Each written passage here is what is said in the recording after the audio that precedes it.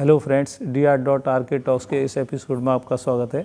जैसा कि आपको पता है, आज विश्व हार्ट डे है, जिसको विश्व हृदय दिवस कहते हैं।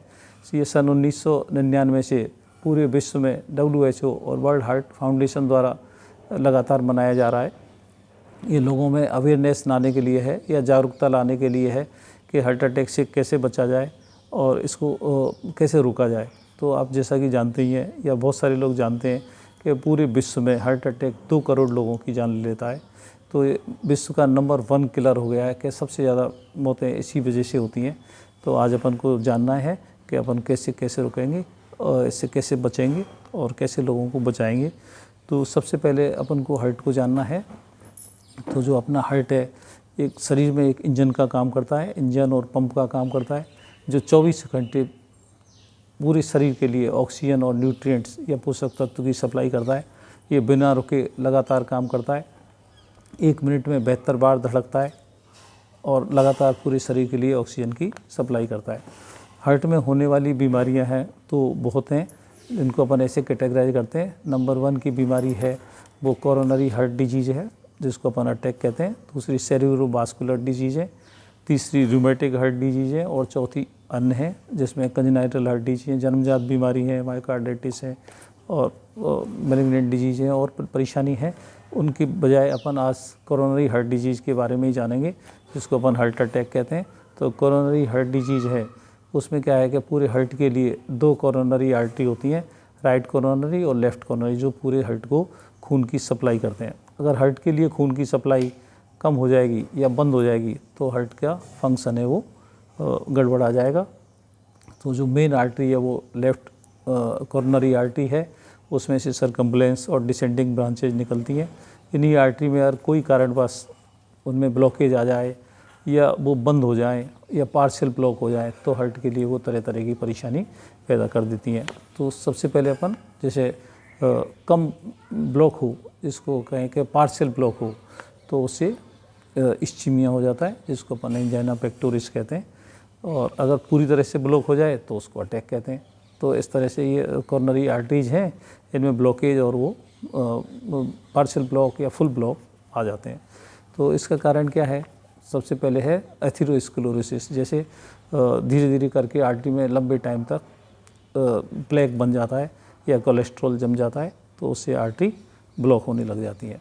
दूसरी क्या है कि किसी तरह से आर्टरीज को डैमेज हो जाए, किसी तरह का है ना, तो भी वो उसको अटैक का कारण बन जाती है।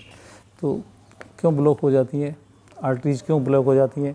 तो उनको ब्लॉक होने में सबसे पहले है कोलेस्ट्रॉल का हाई होना या ट्राइग्लिसराइड है उसका हाई होना, शुगर का ज़्यादा होना, अपनी फूड हैबिट्स हैं वो गड़बड़ा जाना, जंक फूड ज़्यादा लेना, एल्कोहल ज़्यादा लेना और स्मोकिंग ज़्यादा करना, तो ये हार्ट के लिए इंजूरियस हैं और ब्लॉकेज में सहायक होती हैं। तो सबसे पहले अपन जानते हैं, मान लो अटैक हो जाता है या ब्लॉकेज हो जाता है तो उसको मरीज़ को क्या परेशानी आती है? तो उसकी छाती में दर्द होना, सीने में जकड़न होना, जबड़े में दर्द होना, पीठ में दर्द होना और पेट के ऊपरी हिस्से में दर्द होना, ऐसे लक्षण शामिल होते हैं। तो कई बार वो एसिडिटी के भ्रम में आ जाते हैं कि एसिडिटी हो गई है। एसिडिटी होने से कभी कभी छाती में दर्द होना ऐसा हो जाता है तो वो अटैक से उसमें चला जाता है कि भाई एसिड हो गया, तो वो गलत डायग्नोसिस में चला जाता है। अपन कैसे पता लगाएं अटैक हो गया है?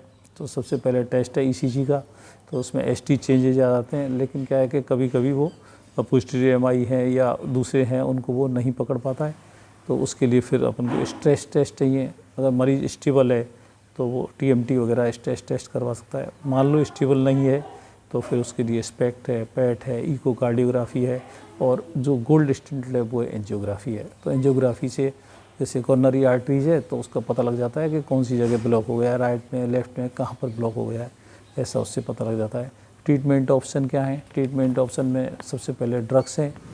ड्रग्स जैसे एंजाइना है, मान लो पार्शियल ब्लॉकेज है तो उससे ठीक हो जाता है कभी कभी। तो पार्शियल ब्लॉकेज में ब्लड थिनर्स हैं, खून को पतला करने की दवाई हैं। फिर उसके बाद कोलेस्ट्रॉल कम करने की दवाई हैं, स्टेटिन से कोलेस्ट्रॉल कम करती है। डायबिटीज़ को अंडर कंट्रोल रहना चाहिए, BP को अंडर कंट्रोल रहना चाहिए। तो ऐसे करके उसमें बेजोडायरेटर्स हैं, कैल्शियम चैनल ब्लॉकर्स हैं, बीटा ब्लॉकर्स हैं और रेनोल्जिन नाम की ऐसी दवाई है, तो वो चेंज होने पर में इफ़ेक्टिव हो जाती है। मान लो फुल ब्लॉकेज हो जाए तो क्या होगा, तो फिर उसके एंजियोप्लास्टी है वो स्टैंडर्ड ट्रीटमेंट है, तो ब्लॉकेज वो हट जाता है उसमें से। मान लो रिपीटेड ब्लॉकेज होते हैं तो फिर बाईपास सर्जरी होनी होती है। तो आज अपन ने ऐसे इसके लक्षणों के बारे में जाना। अपन अब उसको कैसे प्रिवेंट कर सकते हैं, हार्ट अटैक को कैसे रोक सकते हैं, ये सबसे इम्पोर्टेंट आस्पेक्ट है। तो अपन सबसे पहले तो अपनी जो फिजिकल हैबिट्स हैं, बॉडी हैबिट्स हैं, उनको अपन को सुधारना होगा। उसमें लेट नाइट तक, जैसे मान लो जगते हैं तो वो जल्दी सोने का हिसाब बैठाएं, लेट जगते हैं सुबह तो जल्दी जगें, और अल्कोहल वगैरह ज़्यादा नहीं लें, स्मोकिंग नहीं करें, जंक फूड है उससे बचें, और एक्सरसाइज को डेली लाइफ में शामिल करें कि अपन रेगुलर एक्सरसाइज करें। तो ऐसे करके अपन बहुत सारी हार्ट अटैक से बच सकते हैं। जो विश्व की नंबर 1 किलर दवाई है, अपन उसको नीचे ला सकते हैं। आज के एपिसोड का यही मकसद है कि लोगों को अवेयर करना है, लोगों को जागरूक करना है कि अपन हार्ट को कैसे हेल्दी रख सकते हैं। तो आज के इस चैनल को आगे बढ़ाने के लिए लाइक करें, सब्सक्राइब करें, कमेंट करें। Thank you very much.